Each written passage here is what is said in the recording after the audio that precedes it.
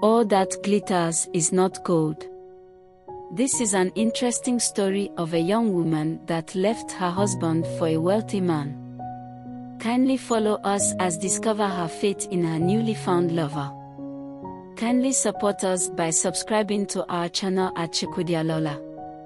Thanks for subscribing. Now, let's proceed. In the quiet village of Umuoma, Ikin and Edeora lived a modest life filled with love and contentment. Though they had little in terms of material wealth, they found joy in each other and in the simple pleasures of their daily lives. But Edeora, once satisfied with their humble existence, began to dream of more. She yearned for luxury, for the gold and jewels she saw in the market, and for a life beyond the fields of Umuoma. Her desires were stoked when Emeka, a wealthy trader from a neighboring town, arrived in the village. He was handsome, well-dressed, and flaunted his wealth with a confidence that drew Edeora's attention. He showered her with gifts, jewelry, and promises of a life filled with riches.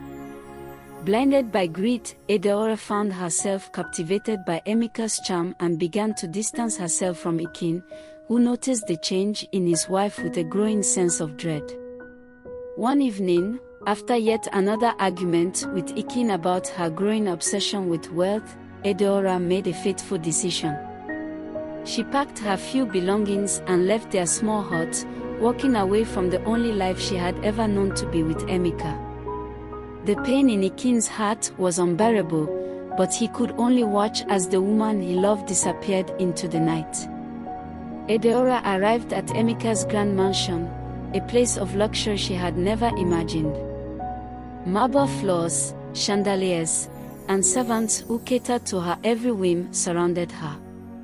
At first, she was intoxicated by the splendor and the endless parade of fine clothing and jewelry that Emeka lavished upon her. But soon, she began to notice strange things: rooms in the mansion that were always locked, whispered conversations among Emeka's men, and the unsettling feeling that she was being watched. One night, Emeka revealed his true intentions.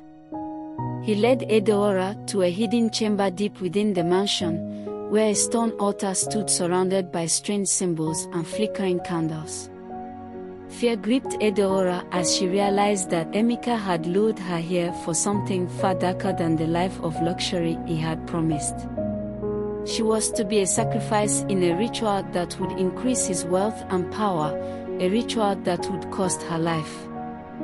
Desperate and terrified, Edeora tried to escape, but the mansion was a labyrinth, and Emeka's men were always close behind.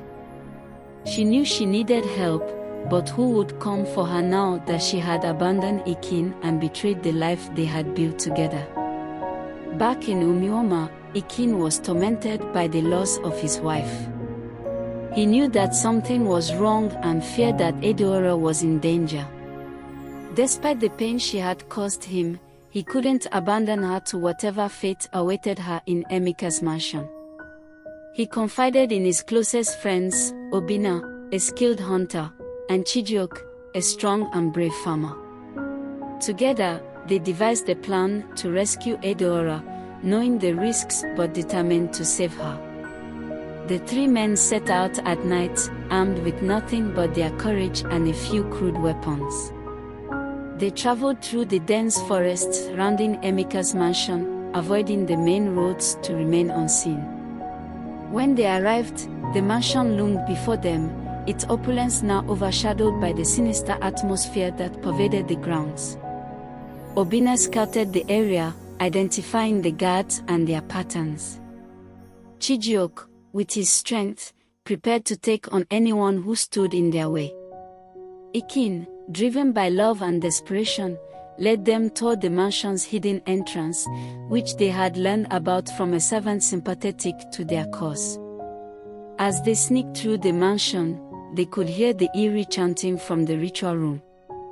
The air was thick with the smell of incense and the sound of drums. Ikin's heart raced as they neared the chamber where Edeora was being held. When they reached the door, they were confronted by two of Emeka's men.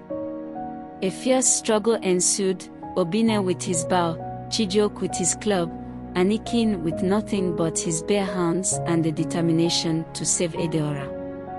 They fought valiantly, and though they were outnumbered, their determination saw them through. They overcame the guards and burst into the ritual chamber just as Emeka was about to begin the ceremony. The sight of Edeora, bound and terrified on the altar, fueled Ikin's rage. He charged at Emeka, tackling him to the ground, while Obinna and Chijioke fought off the remaining men. In the chaos, one of the candles was knocked over, setting the drapes on fire. The flames spread quickly, adding to the panic. Emeka, realizing that his plans were unraveling, tried to flee, but Ikin wouldn't let him escape so easily. The two men grappled, fighting for control. Just as it seemed that Emeka might overpower him, Chijioke intervened, landing a decisive blow that sent Emeka crashing into the burning altar. With Emeka defeated and the mansion engulfed in flames, Ikin rushed to Adora's side, cutting her bonds and helping her to her feet. She was weak and trembling, but relief washed over her when she saw Ikin's face. They made their way out of the mansion, dodging falling beams and smoke, with Obinna and Chijioke clearing the path ahead. They escaped into the night, the mansion burning behind them. Edeora, now free from the clutches of the man who had deceived her, clung to Ikin, overwhelmed with gratitude and guilt. As they fled back to Umuoma, she wept, knowing how close she had come to losing everything, including her life, for the sake of greed. When they returned to the village, they were greeted with a mixture of relief and curiosity. The villagers had heard rumors of Adora's departure and were shocked to see her return, bruised and shaken, but alive. Ikin's friends, Obinna and Chijioke, were hailed as heroes for their bravery, and the story of the daring rescue spread quickly. In the days that followed, Edeora humbled herself before Ikin and the villagers. She confessed her mistakes and begged for forgiveness. Though it took time, Ikin forgave her, understanding that she had been blinded by ambition but had learned a harsh lesson. They rebuilt their life together, though it was not without challenges. Edeora returned to the fields, walking side by side with Ikin, her hands roughened by labor but her heart lightened by the love she had rediscovered. The villagers, once wary, began to accept her again, seeing the sincerity in her actions and the strength of her resolve. As the seasons passed, Ikin and Adora's love grew stronger. The memories of the past, though painful, became a reminder of the dangers of greed and the true meaning of wealth.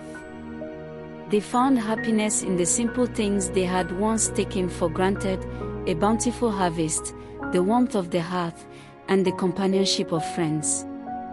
And so, in Umuoma, the story of Ikin and Edeora became a tale of caution and redemption, told by the elders to remind the younger generation of the perils of greed and the power of love. It was a story of a woman who had nearly lost everything but found her way back through the love and bravery of a man who refused to give up on her. Their life was no longer about riches but about the wealth they found in each other, a wealth that no amount of gold or jewels could ever match. Together, they lived out their days in peace, their story a testament to the enduring power of love, forgiveness, and the value of a life well lived. Thank you for watching. Hope you enjoyed the story. Kindly support us by liking, sharing, and subscribing to our channel at Chukwudialola. And don't forget to tell us your opinion about the story by commenting. Thank you once again.